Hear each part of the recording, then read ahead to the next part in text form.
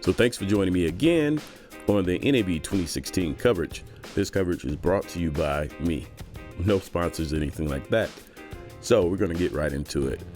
Now, NAB 2016 was an exciting event, although there was no thing that really stood out to me per se. As far as cameras, there were a couple of pieces of equipment. This is my equipment that I was going to bring to NAB 2016, but I thought, hey, forget it. Let's go with something light. So I did this, the Nebula 4000 with my GH4 with an extra battery on the back with the wireless Sennheiser receiver, and then the microphone with a receiver at the bottom of that. So that's basically how I rode. So I was able to get pretty stable footage and got a lot of looks, a lot of questions about what I was using. So this is Fotodiox. They had a lot of great equipment at their stand, their booth. Check them out if you haven't already checked out Fotodiox. It's a great source of adapters and lights and things like that.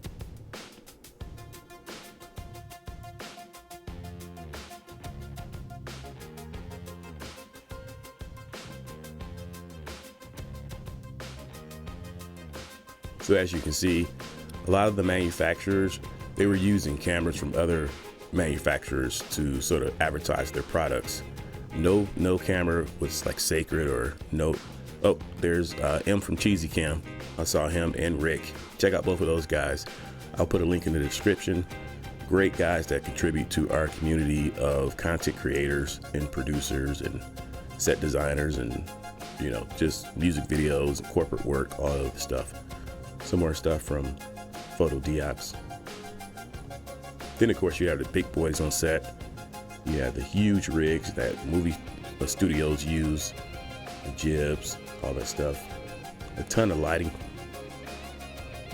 Now that is really cool right there.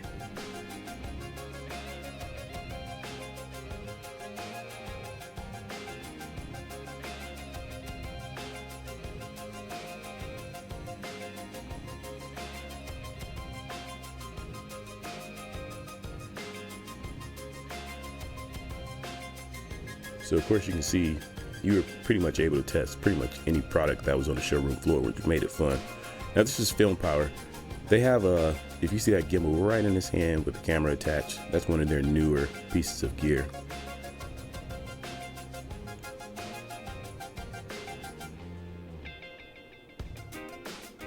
And this is of course where I got my Nebula 4000 from. Now it's not the perfect gimbal because, you know, it can't take a lot of weight, but it works for me. So this is some of the stuff they're showcasing, the Nebula 4200, and it comes in different setups. So as you can see, that gimbal right there is able to take vibration going vertically. It's able to absorb, you know, the walking or the running.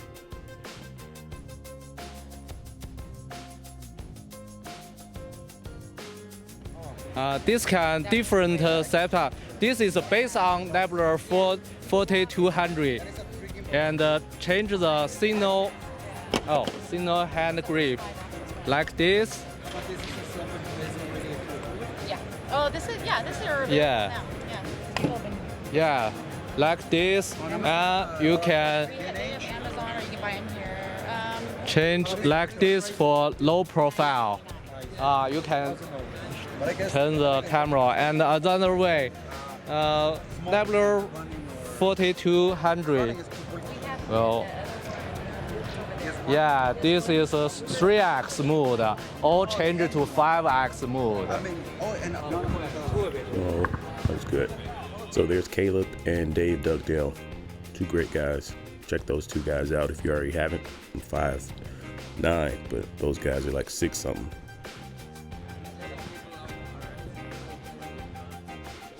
This is Kane TV. They've been producing a ton of great equipment. Check Kane TV out for some gimbals too. A lot of equipment, support gear.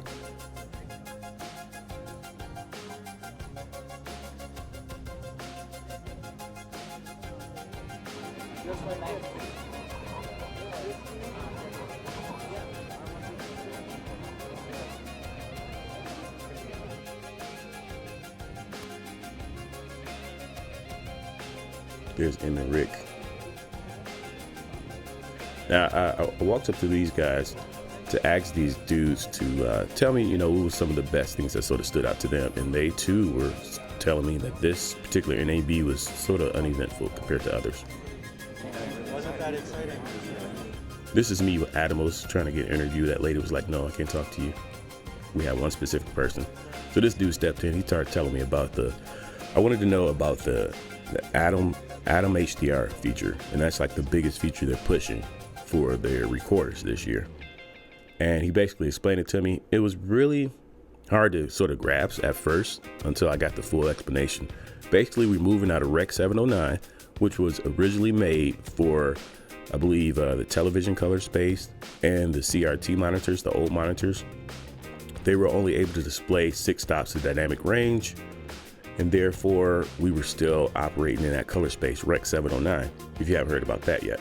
Now we're moving into a new color space. I believe it's Rec 2020. I'm not sure what the technical details are. However, with this monitor is able to show you the full dynamic range that you can get if you color grade it correctly with the amount of latitude that you have available, and not just according to the old specs of Rec 709. So basically it gives an overlay of what the image could look like. It's not baked in, and it won't record that image to your SD card or your hard drive. It'll just show you what it can potentially look like if you grade it correctly.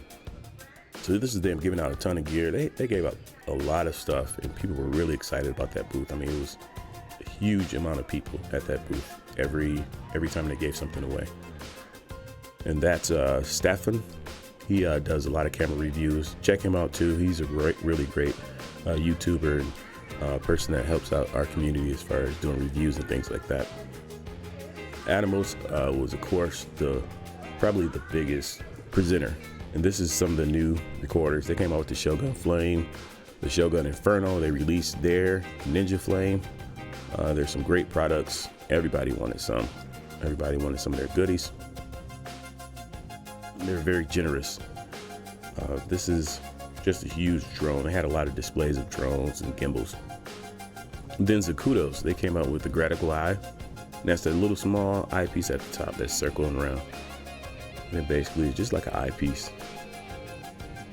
This is an underwater housing. I believe that Canon actually makes now. There are a lot of C100s, C300s, and C500s being being sort of used in the setups, which I was sort of glad to see because I just got a C100. This is the Red camera. I was really surprised that these things really have a loud noise fan, that if you're on set and trying to be quiet, you actually have to do some ADR because those fans are really loud. That's the Jockey. Wasn't really easy to hold for me. It was sort of awkward. And that's it with a Blackmagic cinema camera on it. It was really awkward for you to hold. That's just how you hold it. Those two handles, you hold it right in front of you and you walk with it. That's for the GoPro Hero, the Cage, and then they have a tiny little microphone, shotgun microphone. It really works. Was it Jordan from the TV store? He's funny. Some Vader Primes, and that's the Blackmagic micro camera. Show you just how small it is. This is Tomas. Check him out. He does a lot of tech reviews and content creator too on YouTube. This is some of the setups that they had with the cameras. They'll let you, use the cameras, point at the scenes and things like that. This guy really was getting a lot of looks. This is another setup, another scene setup. It was great to see these scenes because it just showed you how to light. It was not a lot of lighting, but you look under the rigs behind the scenes, like right there, you'll see they had a couple Mole Richardsons and things like that. It wasn't a ton of lighting, but it just showed you how they set it up, and it's really interesting to see. Elchrone, I believe that's how you pronounce it. Elchrone. They had some really cool products. Check them out this year. They were really another one that had some great support gear. Some more drones, of course. This is another cool setup, like the Matrix, or how they filmed the Matrix scene when they went around Neo when he was getting shot at. That's Devin Supertramp. Everybody knows who he is. Cool dude. So I was able to talk to Dave Dugdale, M from Cheesy Cam, Caleb, a couple different YouTubers, and I was questioning them, what was the favorite thing that you saw? The biggest thing, Dave Dugdale said he was excited about Resolve 12 from Blackmagic. M said, you know, there wasn't too many things that was exciting. No new camera, no big camera releases that we were sort of waiting on. It was uneventful in that sense of the word, but you know, just being able to see all of the new technology that came out was exciting. So that sums it up. Thank you guys for tuning in. If you guys want to know anything about the things that you guys saw, just leave a question in the comment section. And if I can, I'll answer it, or somebody else will chime in, I'm sure.